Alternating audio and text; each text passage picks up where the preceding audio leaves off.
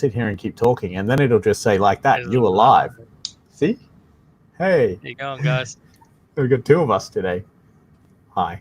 I don't know if dragged that means myself it's out of double the bed. fun or double the trouble, but I won't comment on that. So I guess we should start with some kind of intro, like as people gather themselves and actually get on here, because, you know, that's the thing. Except I lost my notes. Here we go. You just made me feel like it was a church like sermon. As we Why? gather here today. Oh, like a funeral. Dearly beloved, Yeah. we are gathered here today to answer your tech questions. We're not going to bury anything, though, hopefully. I hope unless not. it's like dead. By the way, I think you missed it yesterday, but the budget build passed all the stress tests. Oh. Ow, that hurt. That's a positive. Yes. It's not dead? No, it's not dead. And you also missed yesterday. It turns out that the computer that I built for Ruth can't even use hardware acceleration to render web pages because the video card is that old. It's a GeForce 7100 GS. So I saw the terrible Cinebench score. The fact that was pretty terrible. 2 of my cores would be able to beat it. Probably, yeah. Maybe. No, not probably it would, because I'm core? like one cores are like 400 and something points. Okay, yeah. You know you can limit how many threads it does, right? Yeah. Do it. Yeah, I can't do it now though. Why not? I did Cinebench on my computer yesterday live. Anyway, so yes, we're answering your tech questions, just in case you missed that in all the waffle that was going on. We do this 5 p.m. weekdays. By the way, we're putting an end date on this now, so we're going to do this for the entire month of May, and then after that, we hope that the world is somewhat more back to normal, or at least Australia is going to be a little bit more back to normal by the look of it, and at the rate that we're going. So yes, so then we'll probably move this to a once-a-week thing, which I haven't decided which day we'll do yet, but either way, this will become a once-a-week thing, and we'll try and fill the rest of the days with other content for you, which will hopefully still help you, but it means that I don't have to sit here, or we don't have to sit here and come up with an hour of waffle for you every day. I could talk for an hour every day. Well, we probably could, but you know, like I said, people will probably be more back to normal by then, so people will be back at work and back at school and all the rest of it, so we'll probably have less viewers anyway, so yeah, we'll just do it probably once a week. We might thinking making it later, maybe like 7 o'clock or something, so that people can then get home from work and jump on and listen with a drink. By the way, hopefully you brought a drink. By the way, this is all 100% free of charge. The drinks we're not providing you. Got to bring your own for that one, unfortunately, because we can't live stream a drink to you. So, whoa. Yeah. I got a drink. My coaster stuck to it. 0 sugar, but lots of other bad chemicals. And I've just got plain old sugar in this one, I think. Yeah. Anyway, so our drinks are non-alcoholic because technically we're at work. I don't drink anyway. I was going to say technically we're working, yeah. Yeah, I don't drink anyway. Like, I know you do, but that's up to you. But whatever you do, please drink responsibly, because we don't want to be responsible for that. Yeah. Yeah, beef pieces. Anyway, so our topics for today. Actually, you know what? Let's just go through them one by one, because there's not a long list. So we'll just go one at a time. So I haven't even typed them in. This one just came in before, which is, how do I pick a new printer? And actually, that's not... Okay, for some of us, that's not really all that hard. Basically, you look at how much printing you're going to be doing. Generally, I go with a laser printer. You've got two choices. You've got inkjet or laser. So inkjet is, you know, there's a little tank or little cartridge full of ink, and it will print the ink onto the paper for you. The other option is a laser printer, so it will outline on the paper, I'm assuming by laser, which is where the name comes from. I've never really thought about that before, but basically it charges the paper so that it then puts toner, which is a powder type substance usually, onto the paper, and then it runs it through a heater, and then that bonds the toner to the paper. So just in case you didn't know how a laser printer works, that's how that works.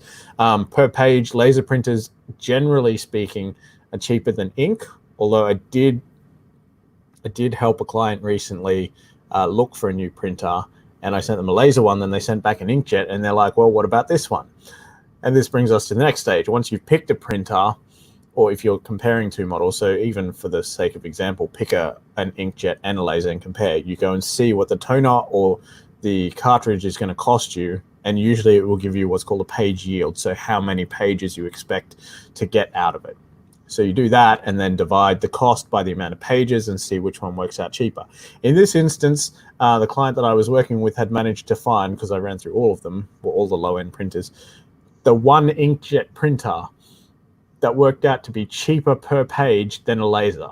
I have no idea how or why, but that was fairly impressive. I have seen a handful of printers that don't actually have cartridges either. They actually have little tanks on the side, and you just buy the ink refill and just fill it up, which... That's pretty cool.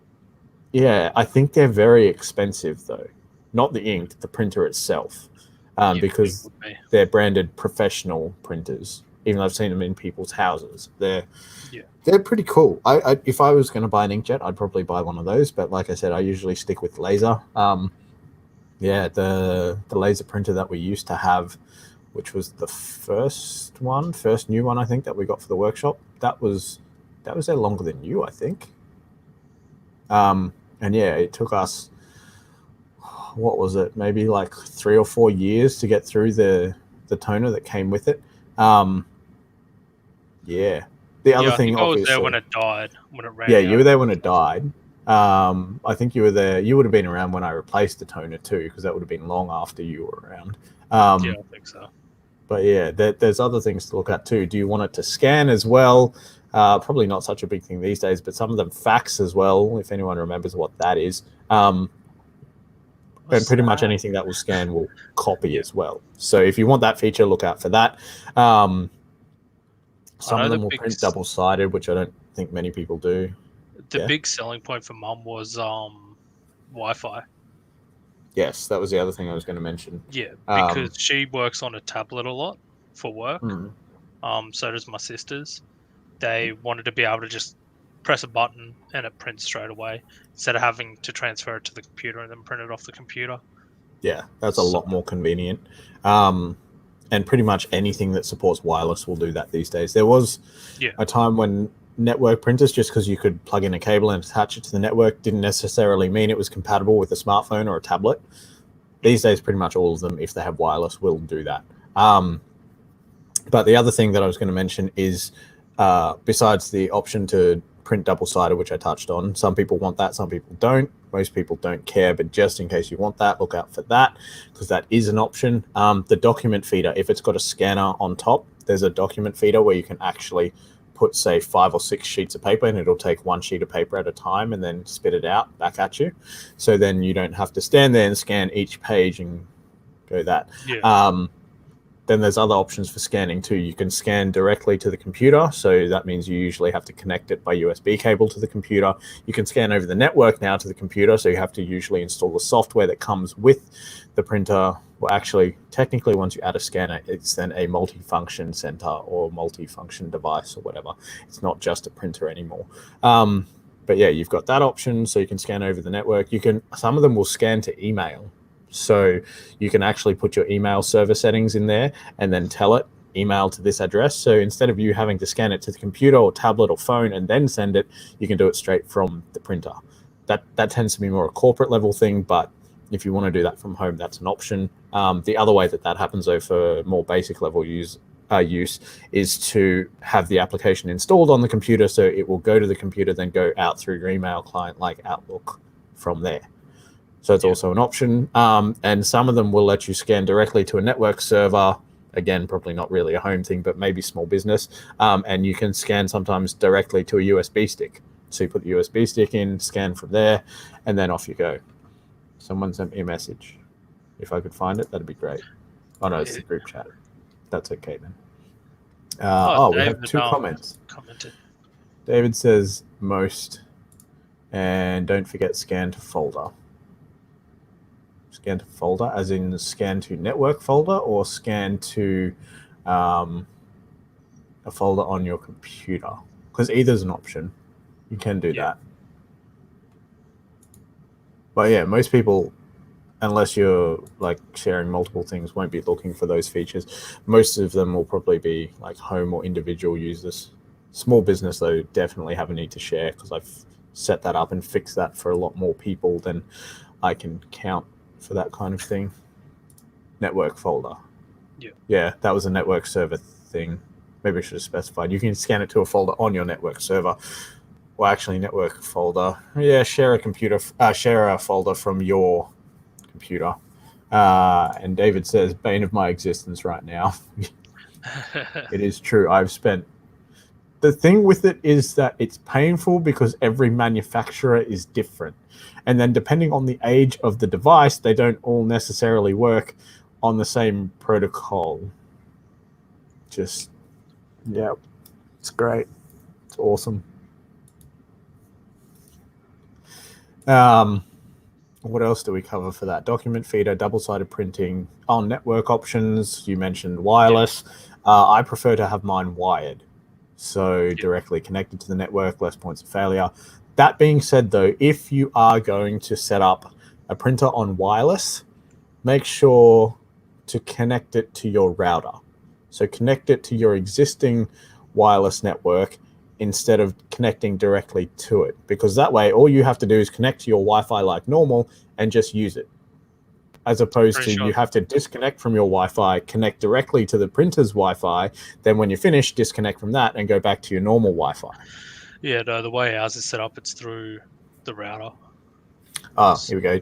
David says, and the error logging is the least descriptive thing I've ever read.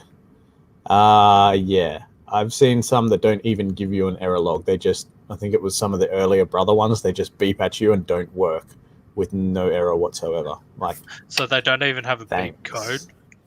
Like, no, like it's just it's a generic beep.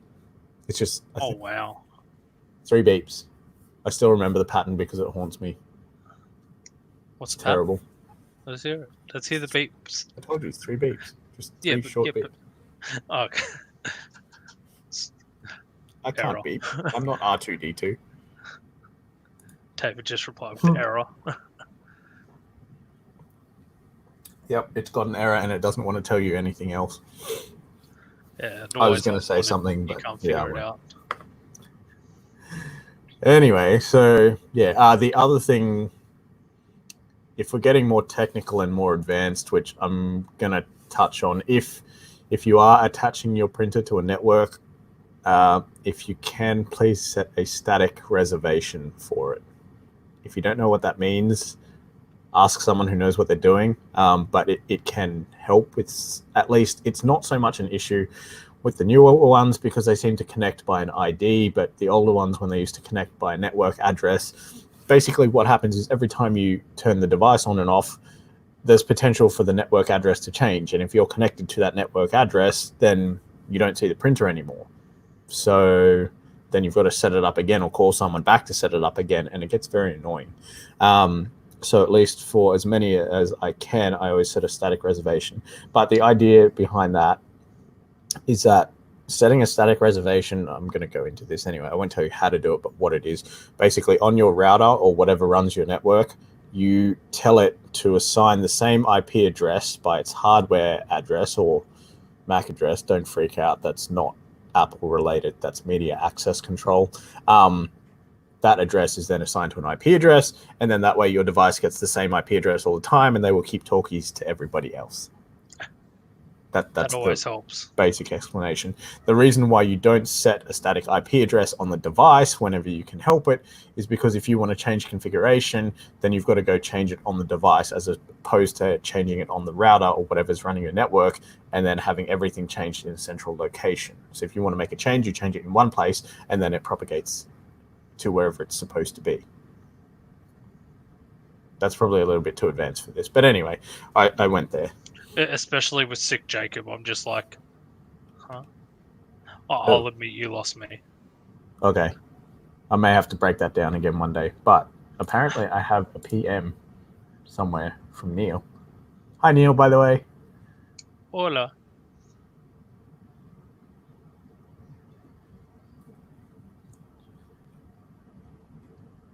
Have you found it?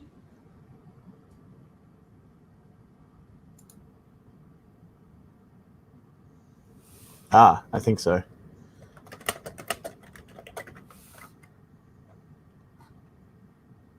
I believe I found it and replied. So we're good.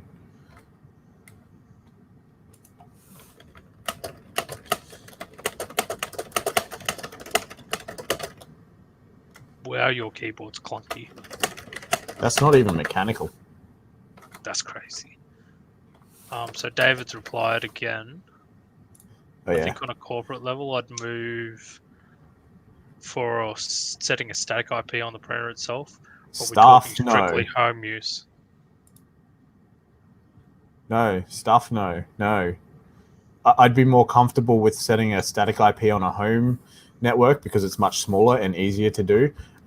There was a place that I worked at, and we had to go through, I think it was 50 plus printers and change all their IP addresses. Don't set static addresses on devices if you can help it. Just no. The answer is no. It's one of those nightmare level things. And if you think that's a problem because then you won't be able to talk to the device because it doesn't have an IP address. If it doesn't have an IP address, that means something else on your network has gone wrong. And it's going to be harder to diagnose because you can't tell that something else has gone wrong because this device next to it can still talk to it, even though you've got a centralized problem somewhere over there. So no, don't do it. Do set them in corporate environments. No, not a static IP. Static reservation, definitely. Do that anywhere and everywhere. But static IP, not recommended. And I do agree with Neil that it sounds like a typewriter. Oh, my keyboard? Yeah. I wonder if it's because it's worn out just because I've used it so much. Like or am I hitting the keys too hard? I have a mechanical keyboard and it doesn't even clunk like that. I can't type. No static IP. No static IP. Yeah, no static IP anywhere unless the device is like essential. So DHCP server, I think DNS server, hypervisor, maybe. That's about it. Oh, maybe some servers. Very recommended because then you reserve X amount of IPs. Yeah, that's a static reservation. Oh, he's saying David's meant to say yes to static IP. No static IP unless, like I said, but static reservation and static IP are different. So static reservation, by all means, definitely do that because then you have your fixed network structure and devices. And like I said, your essential stuff, yeah, do that. So like your DHCP server, DNS server, hypervisors, stuff like that. Probably actually servers in general, you can do that. But yeah, not your printers, not your workstations, nothing like that. Much, yes. Correct. Right. Yeah. Static reservation. So definitely have your network structure outlined and set. But yeah, just don't hard fix your devices. I feel like I should hang up and get David to call in. We can add him as well. That's only if your DHCP is set to assign IPs for the whole range. That's only if your DHCP server is limited to only set one range. You can set IPs outside of your range. But if you only want to assign DHCP for 30 addresses, you don't want printers filling that up. Make another range for them. It's fine. I like our cameras here, we've only got 2 at the moment, but we've got another 2 to add, and the camera server are on a different subnet altogether. So yeah, or expand your range. Have separate ranges, have separate subnets if you want, whatever you want to do. But still, no. That's not a reason for assigning static IPs to devices. This has nothing to do with picking a new printer. Yeah, but it's information. Yeah, I just had to take the banner off down the bottom. Wait, David, if you want to send me a PM, I'll send you a link and we can like argue this out. Or just call Yikes. up, David. Call up. I want to hear your Irish voice. Yikes! A DHCP server can handle that, and like I said, it there's a whole bunch of reasons why. I'm pretty sure I covered all of them already, but yeah. I think that means no. Call where I'm working. MSP life. All right, what's the number? Do it, David. You won't. You're scared.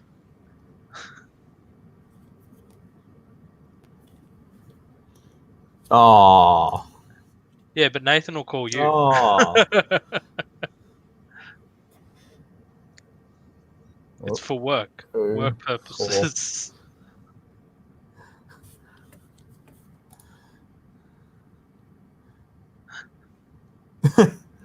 Oh, okay. He's gonna stop.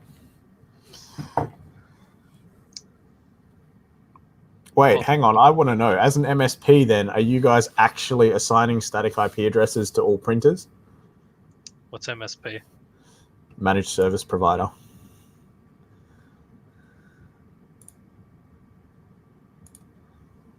Where am I supposed to log that time? Bathroom. He says he can't make a ticket for this. Make a ticket to someone who... Huh? Make a ticket for R&D. No, for somebody who has static printer reservations because they need this info. Oh, wait, sorry. Static IP addresses on their printers.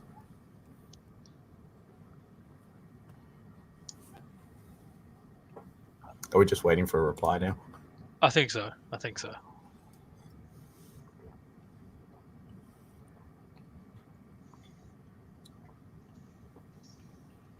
Here we go. Yes, all printers are assigned a static IP, at least in every corporate environment I've worked in. Just confirming, we're talking static IP, not static reservation. Oh, he's in trouble. He's used his bathroom allowance. There's a bathroom allowance? Damn. And yeah, after having dealt with static IPs in corporate environments, well, in a corporate environment, nah, I wouldn't do it again. And then every place I've been to after that has never had that. Although I've been to a number of smaller businesses that have had that, so I don't know. Maybe it's personal preference. Yes, we got that. Static IP directly on printer. Yeah, no, but you asked whether to confirm static IP or reservation. Wow. Oh, there's no bathroom allowance. You know what hurts the most? The lies. I don't care. Oh, I was going to say, if there's bathroom allowance, I'd use like a whole month's worth in one sitting. Oh, this explains a lot. I don't know. It's recommended by Fuji Xerox techs. I know why. Because Fuji Xerox techs don't want the problem, hey, my printer's not working, come and fix it, when you've got another network problem going on. Because if you have another network problem going on and your DHCP reservations aren't being handed out, then the printer's not going to work. And then they'll get the call for the problem, so their advice is basically stop calling us and set the static IP so it doesn't happen. Best practice. Yes, best practices. For who? For the printer tech or for the network engineer? This is a spicy conversation. I'm enjoying sitting here and watching it. Yeah, I had a network engineer teach me this. That's why I stick with this principle, because his logic made perfect sense to me. And I've seen heaps of times when static IP addresses are set for stuff and people are like, my network's fine, everything's fine because, you know, it still works. Any network engineer. I gotta find this out now. I'm asking someone else who also works for an MSP. Is that man? Yeah.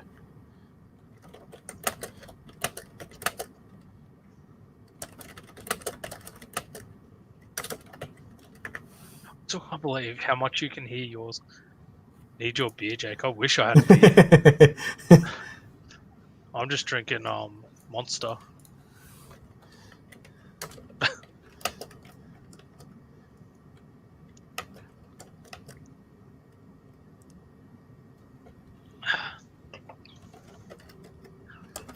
I gotta keep my wits.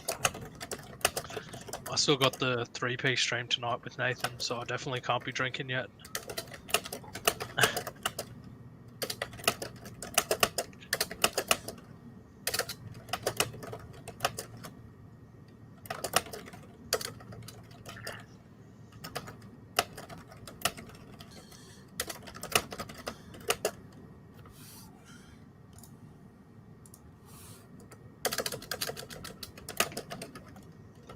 Oh no.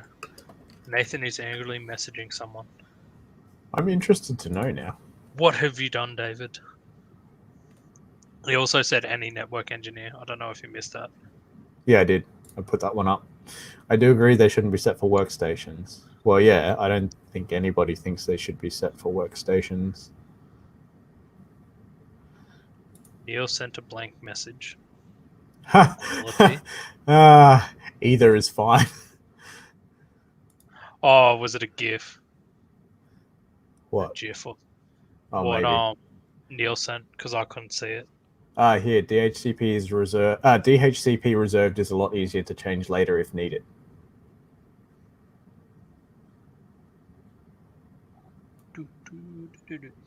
That's what I figured. Oh, I did yeah.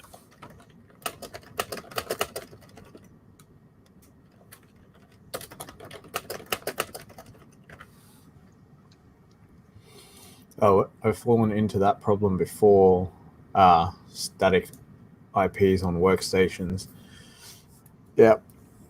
I don't like static IPs on devices wherever possible. Oh, well, yes, it is. Yep.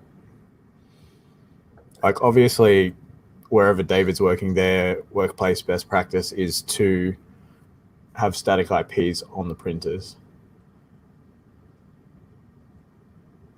That makes me feel really uncomfortable.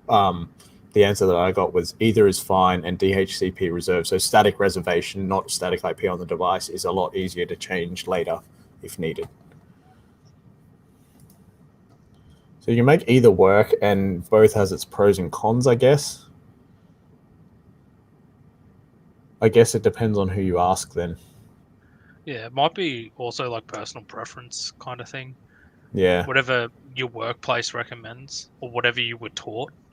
Yeah. Like I said, both have pros and cons. So yeah. I guess at the end of the day, David said, "Pray to God you don't need to change." Change what? Oh, the IP address. Yeah, nah. Stuff that. Really hope you don't. But yeah, it is necessary sometimes. But I guess another part of the argument, we're really getting into networking, like network engineering territory here. But if you're going to, say, for example, if something happened to your DHCP server, your network could still run at least. You said just sparking a fun discussion.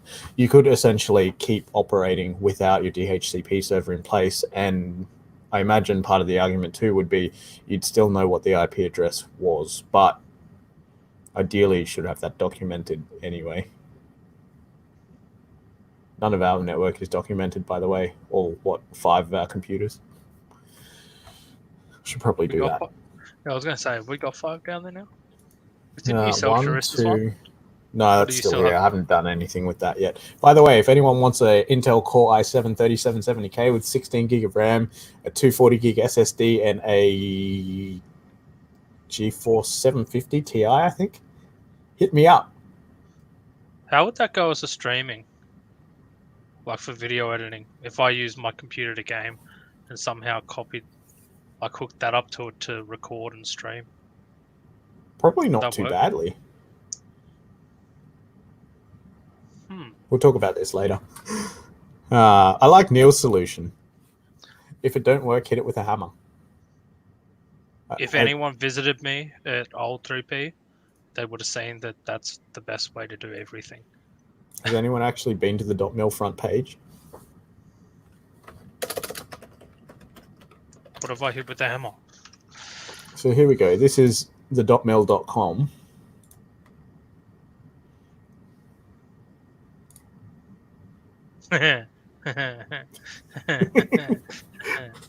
We did that.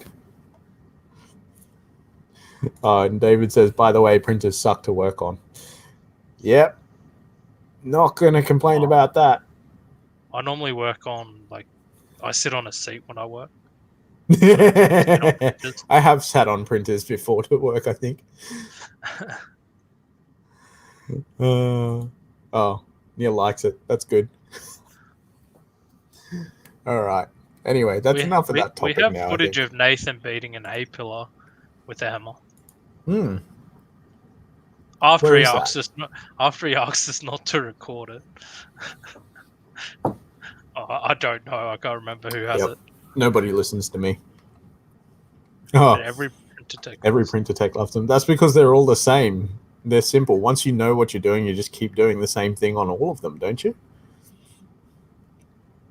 And that way, then I guess for them, it's easy money as opposed to computer stuff. Like if you're trying to diagnose and troubleshoot, computer to computer to computer could be a different problem entirely. One could be hardware, one could be software, one could be networking, as opposed to we replace the fuser, we replace the toner, we clean the rollers. You know, how much more can you do? There's only a limited amount of configuration too. And for printer techs, they're all going to stick to the same brand more often than not. Did I spill some drink? My bad. That's not good. But now the question is, because we're half an hour in. Oh, yeah. Do we jump to the third thing you were going to talk about? Oh, man, where's my run sheet? And then if we have time, go back to the second? Yeah, let's do that. So, yeah. Yesterday I touched on this, but I didn't have anything to actually show. So, let me pull up the thing. So yesterday we were talking about using your digital SLR as a webcam, and I went through and made mention of the fact that Canon has now made software available so that you can take your digital SLR and use it as a webcam.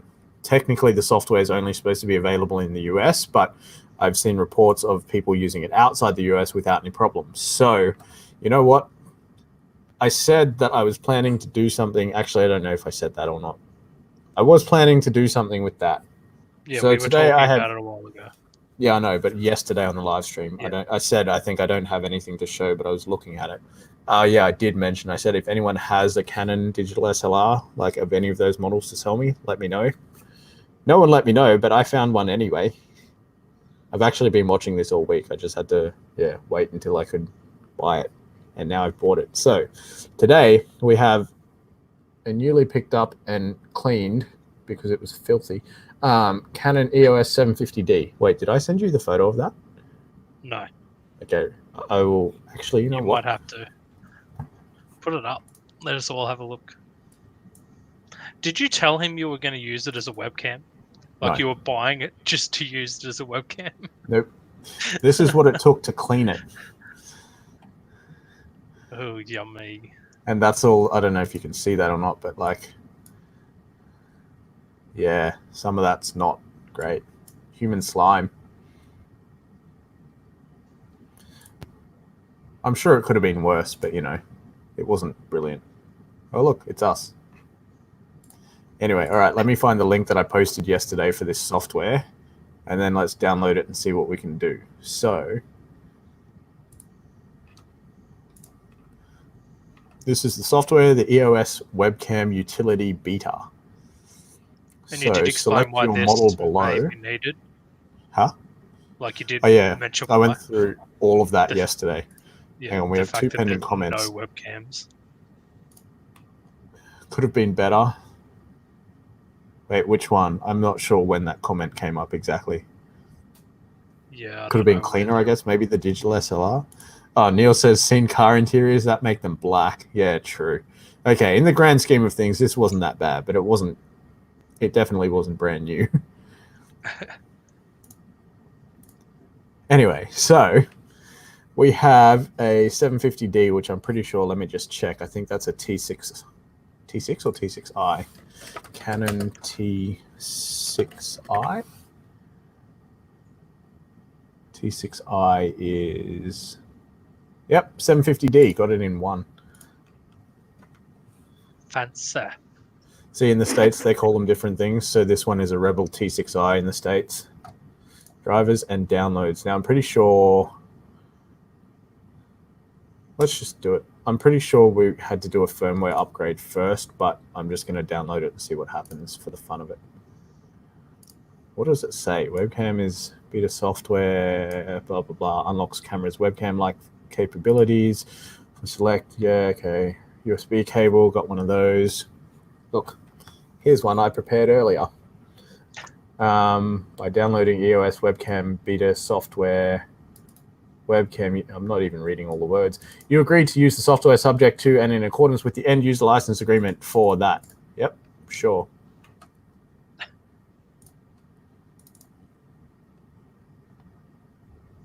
There we go. This is going to be interesting. Oop. All right, so the software is installed. Where it went is anybody's guess, though, because I can't actually see it anywhere. Canon. Okay. Yeah, I can't actually see it anywhere. Oh, Neil says well used. Ah, yes. Yes, this camera was definitely well used then. He's got some nice photos. All right, battery. It wasn't charged to full either, so I had to do that first. Probably help if we take the lens cap off too, hey? Could help. All right, so... Have you got it set up so you can show us the quality of this video? Not sure. Because I reckon well, it's cool. attached. We're setting up device Canon digital camera. Good. EOS 750D is set up and ready to go. Okay. Other devices. Canon EOS 750D. Okay. Now we need something. You know what? Let's bring up OBS and see if it comes up as a camera source.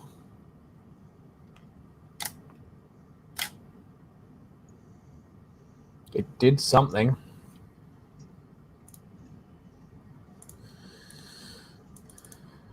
All right, so apparently the last time I was using this was to play Halo Combat Evolved.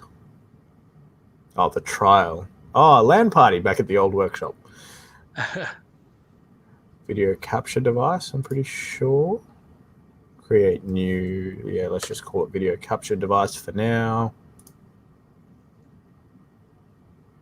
EOS webcam utility beta. Hey, We're putting that it out actually there, works. Like that is actually very clear too. Let me get wide angle, but that's crazy. Super clear. Let's make it full screen, but yeah. I'm switching this for tonight's live stream for 3p. That's cool. That was totally worth getting and doing. But yeah. So for those who are going to do this or look into this, I'm going to turn it off now because, yeah. Oh yeah, David asks proper quality with it. Yes, there is. Actually, you know what I'm going to do? Yeah, that's I am crazy. going to close this, and I'm actually going to put on I reckon other lens. that up.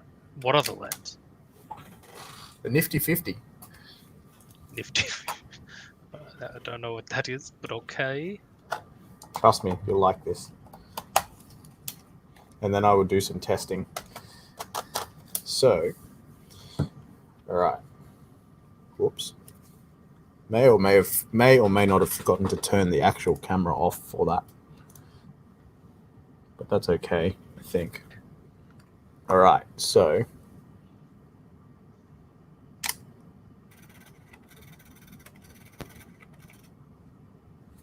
All right, so the Nifty 50 has a very long focal range, but look.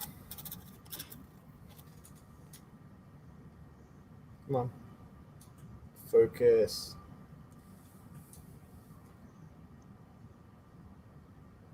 It doesn't want to focus.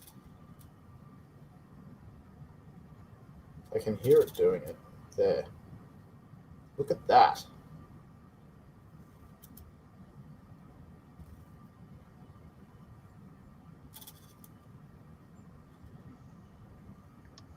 That's pretty cool.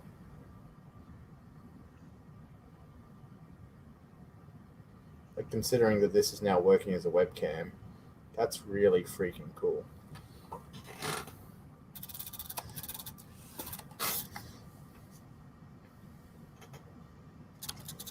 Yeah, that's actually really cool. Hey, look. Webcamception.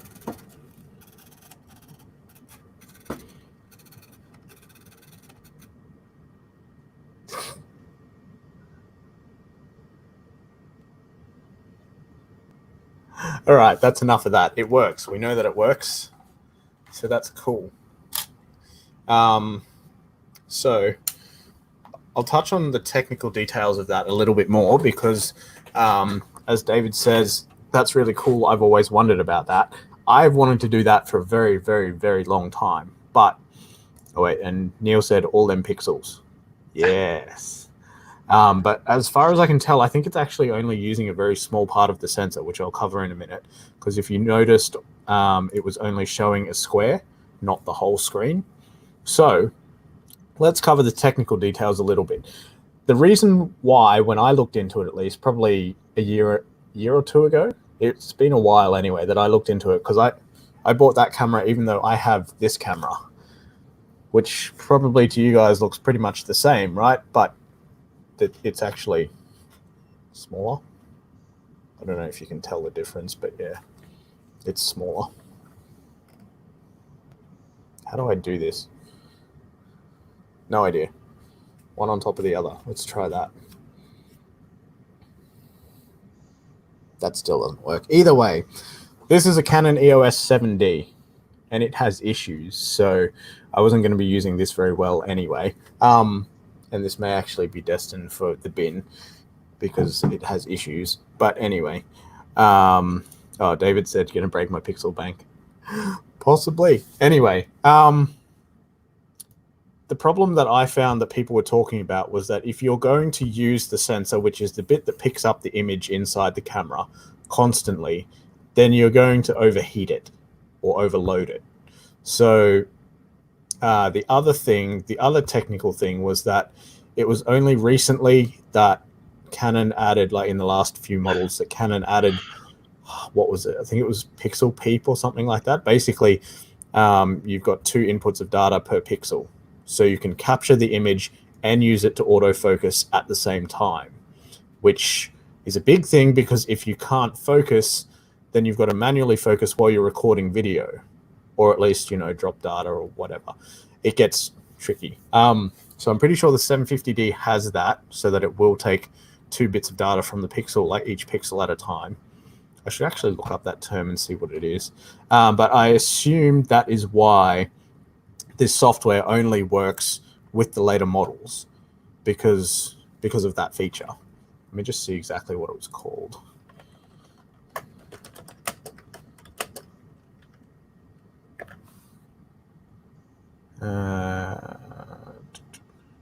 Dual pixel, maybe?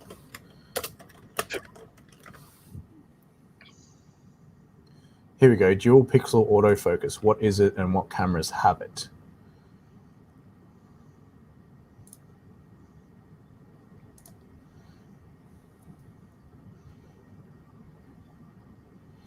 Okay, so on these new Canon CMOS imaging sensors, each pixel has 2 photodiodes which can operate separately or together. Each diode has a separate lens over it. When the light goes through those lenses, it hits the diodes. The processor analyzes each diode signal for focus. Once focus is achieved, the signals are then combined to record the image. That's the technical explanation for it. But yeah, basically this means, I don't know if you noticed, but while we were using that camera as the thing, it was trying to focus at the same time.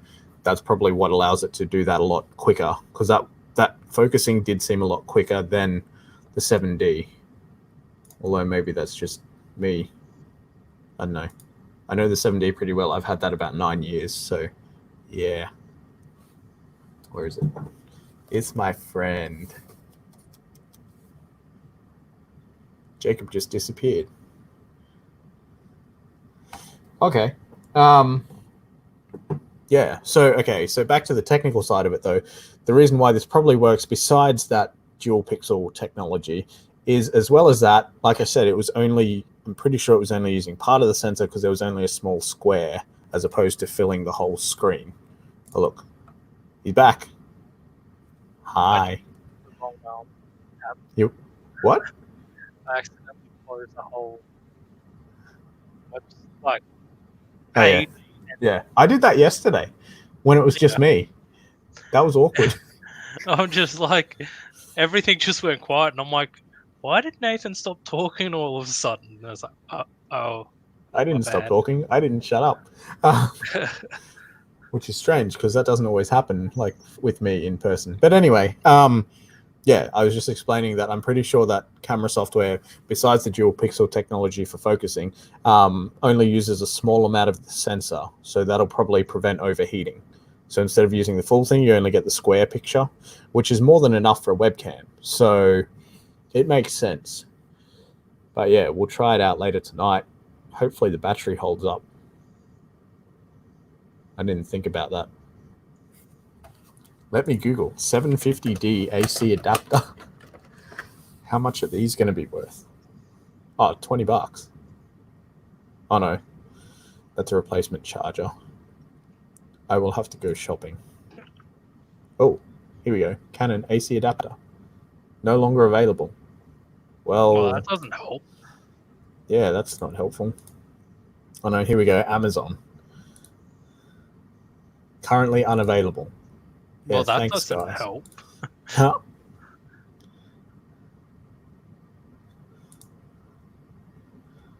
Huh? Canon have one. $74.95. Oh no, out of stock. Either way, that gives me an idea. No longer available. Yeah, that gives me an idea. I can go eBay that later. Anyway, find it. So anyway, we know that works. So what's our next question? The RAM. Wait, or are we? Yeah, I think we're at that one.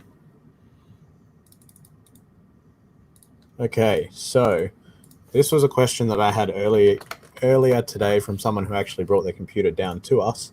So why is my RAM not running at the right speed? So first, okay, you're probably all familiar now with how to get to Task Manager because I've covered it every day this week, I think.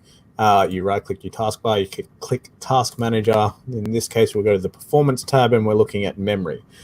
I was looking at this before, so it's already here. But look, down the bottom here, this says speed 1333 megahertz, which is obviously not correct. But for one, at least on my computer, so there is a chance that your RAM is actually running at the correct speed. If you double that, that actually gets 2666, which is what I've set my RAM to run to as of this afternoon, even though it's only rated for 2400. We won't talk about that, except that I just mentioned it. But moving on, if you've ever seen RAM specifications or RAM listed, it's called DDR.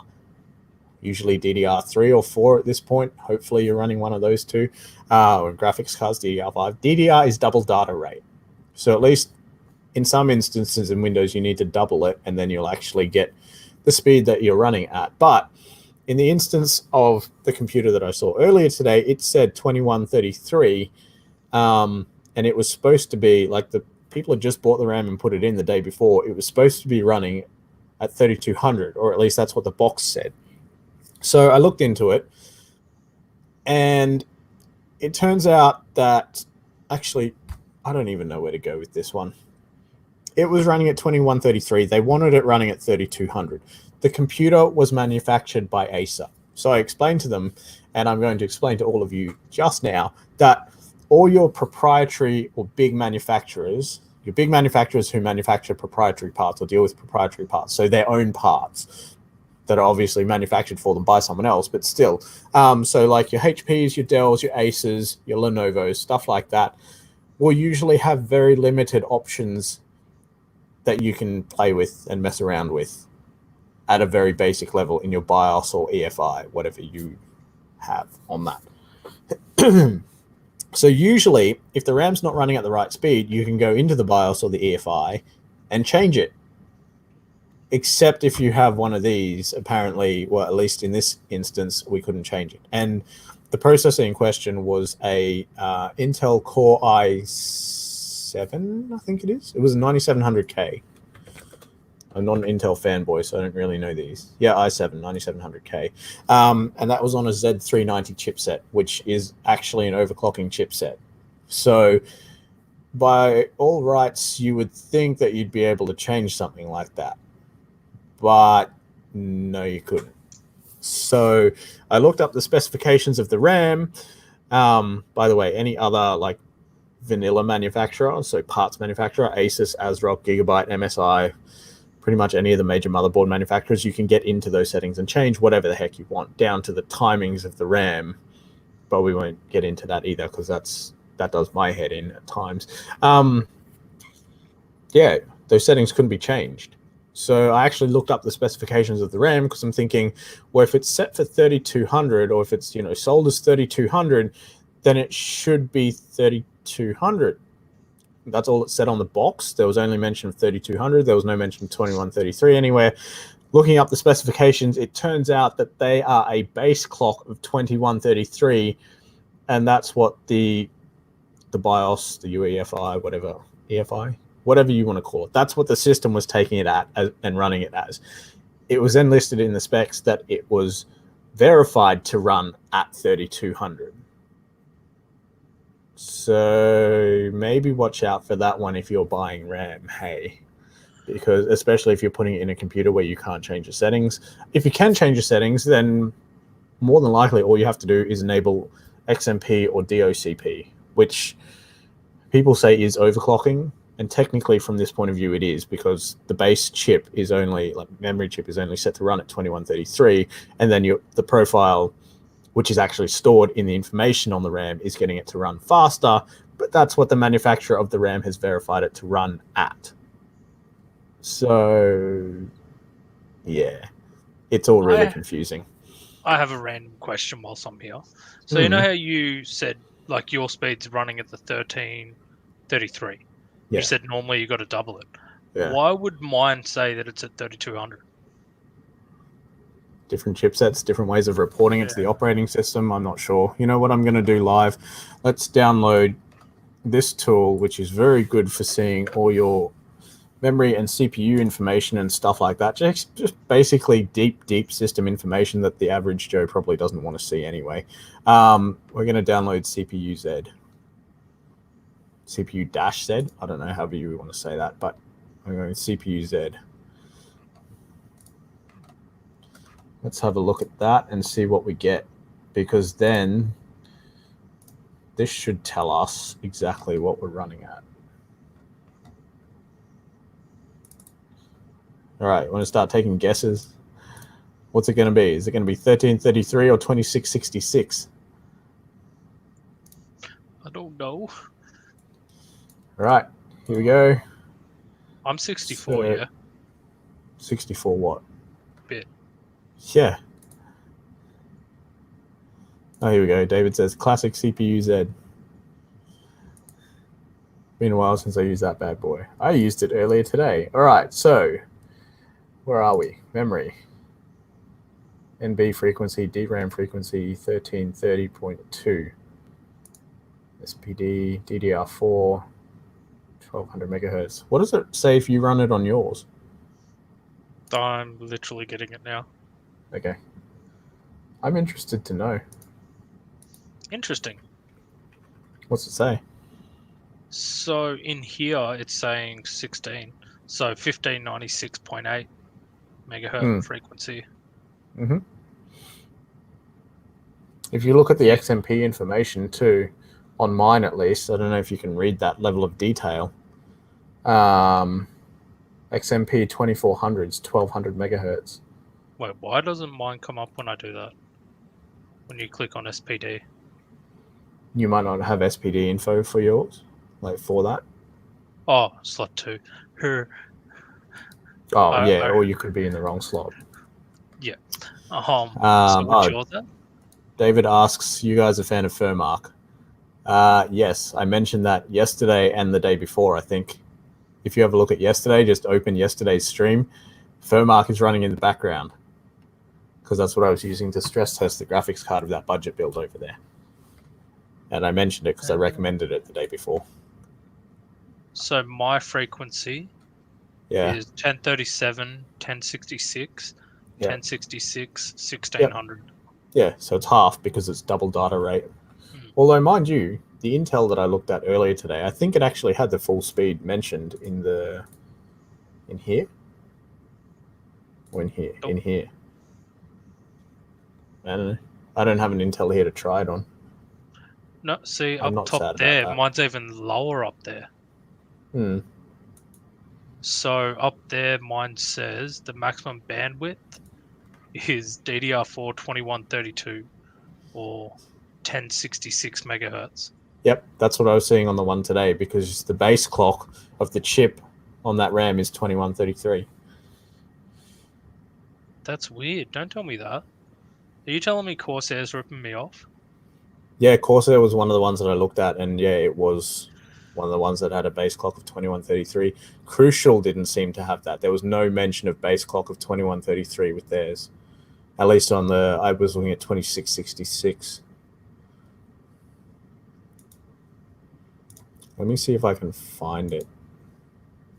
The one that I was looking at today was Patriot 16 gigabyte DDR4 3200 wave. It was on Amazon. I don't know if this was exactly the one that I was looking at, but if you look at it here, base frequency 2133 megahertz. Let's see if we can make that bigger. That's too big. Yeah, there. See? That's nasty. Do you want and the more that I looked at different models, the more common I found it, or the more I found it. So look up my Corsair Vengeance. No, not Vengeance. LP. Yeah, Vengeance, LPX. Yeah, that one. What have you got? 16 gigabyte? Yeah. 3200? Yep. This one? C16? Years.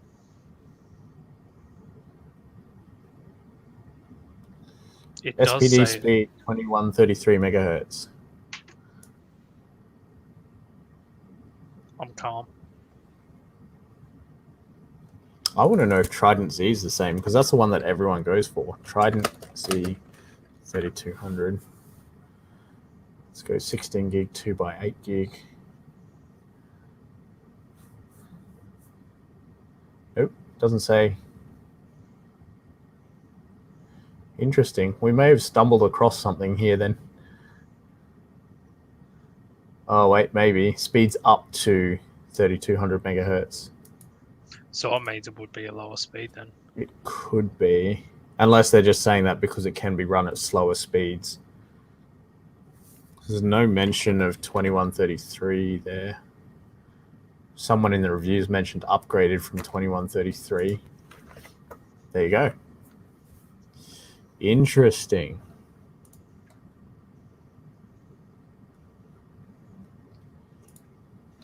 Is there any other RAM you want me to check while we're here? Not that I can think of off the top of my head. Okay. All right, cool. Oh, we're at an hour already too. Yeah, that's. Oh, wait, hang on. David says Patriot are great. Their peripherals are actually quite good quality. Yeah, I've used Patriot products in the past and I haven't had a problem with them. Just in particular with this RAM, it's a 2133 megahertz base chip verified to run at 3200, which is probably fine, but that's just not what we would want. What it wasn't going to work in the customer's computer because they had a proprietary system and we couldn't change the settings to make it run faster. And the other thing too is that there's absolutely no mention on the box anywhere, because I had a look and I couldn't see anywhere where it mentioned 2133 megahertz base frequency on the box. Your Corsair stuff's probably the same. It probably doesn't mention that either. The box is down there with you. Where? Oh, I think it's out the front underneath the desk.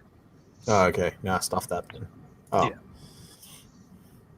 David said looks pretty though. It did look pretty. The RAM. Oh. I almost knocked that over. That could have been a bad time. Anyway. Got another 3 sitting there. Oh, their keyboard got voted best keyboard by Tom's Hardware the other year too. Interesting. Patriot. Hmm. I like my old cheapo. What, keyboard? Yeah, my Cerebus. I love my keyboard. Wait, can you show your keyboard?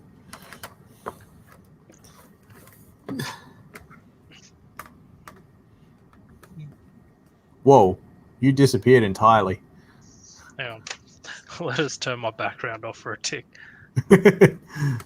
You'll spoil the magic.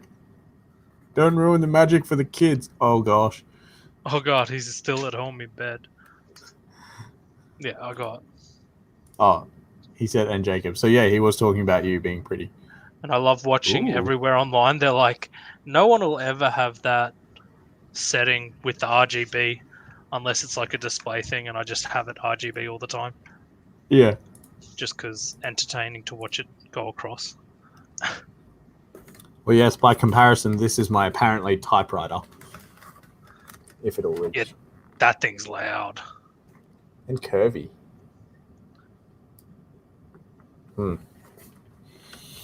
Anyway, all right. We better go because we got to get ready for the next stream. Well, I have to get ready for the next stream.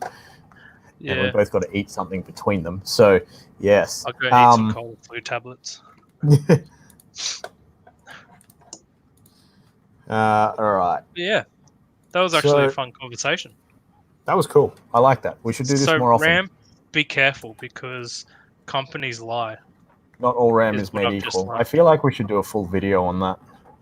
Just for people who don't know to look out for it. Dibs on your old stuff? I don't know. Yeah. Okay, so look, we'll be back tomorrow from 5 p.m. To do more of whatever you want to call this. We call it Tech Happy Hour, but basically we'll answer your tech questions and argue your tech points with you if you're David. That's not a dig. David has to like. Fun. David's got to actually call him one day and stop being a girl. Wow. I'm not putting that call out there, but anyway. You don't want to know what he saved in my phone as. Yeah, I'm not going to ask. You can tell me afterwards. But yeah, we'll do this 100% free of charge. Like I said, we're putting an end date on this. We're going to do this for the rest of the month of May. And then, then we'll move it to weekly. So, oh, look, David says always down to spark a discussion. I actually really enjoyed that, hey. So, yeah, so that was good. Oh, he said he's not on lates next week. Good, we've got the rest of the month. Mad. Okay, cool. He wants to know what he's saved as. I think you can PM that to him. You've been saved as the same thing since I first added you in my phone. That's not really comforting.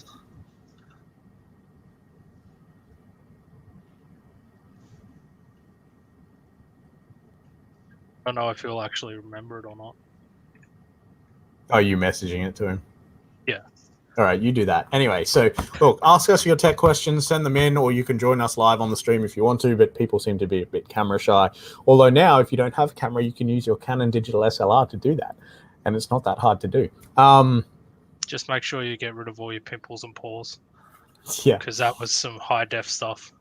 Oh, good. So he remembers. He found that funny, and he says, I remember that. Good. Good to know. There's no such thing as a dumb question, because if you don't know the answer, well, you've got to ask somewhere, so you might as well come and ask us. So if you want to, then you can jump on our website and you can find our contact details at www.thedotmill.com/contact. You can send us message on any social media platform. My mobile number's on there if you want to harass me. Please don't. If you have actual questions, though, please ask those. There's also the option of carrier pigeon. I can't guarantee you'll get it back because Chinese eat pigeon. There you go. I might have to ask one day how to stop my mother turning off my computer by leaning on it. Disconnect the power switch. No, but then I can't turn it off. 4-point pen. I showed you how to do that like the second stream, I think. Because, she has a very bad habit of when she comes in to talk to me, leaning on the top of my computer, actually, and then asking why my screen went black. There is a setting for that. Really? Yeah. We may have to go into it. Let's do this now. Look, start, settings. Where is power? Oh, wait, yeah, power and sleep settings. Additional power settings, I think. Choose what the power button does. When I press the power button, do nothing. Oh, God, that is so great. I'm not changing that on mine, but yeah, there you go. Whereabouts was it again? So power and sleep. Yep. Start settings. Oh, additional power settings. Was it additional? Yep, additional power settings. And then on the left, choose what the power button does. Oh. See, I told you there's no such thing as a dumb question, even in the outro. Dude, that's cool. Rightio. But yes, that brings us to an end. We will be live again tomorrow from 5 p.m. We'll also be live again in an hour and a half. 2.5 hours, sorry. 2.5 hours. That's better. Still need to find dinner and set up the streaming service on this. Anyway, we'll be back in 2.5 hours on 3P Garage. If you want to know stuff about Subarus or cars or just come and have a chat about any of those things in general, you can find us at, 3P Garage. Find us on Facebook. It's pretty straightforward. Self-explanatory. Rightio, guys. Have a good night. And we might talk to some of you later. Yeah. See you next time. Bye.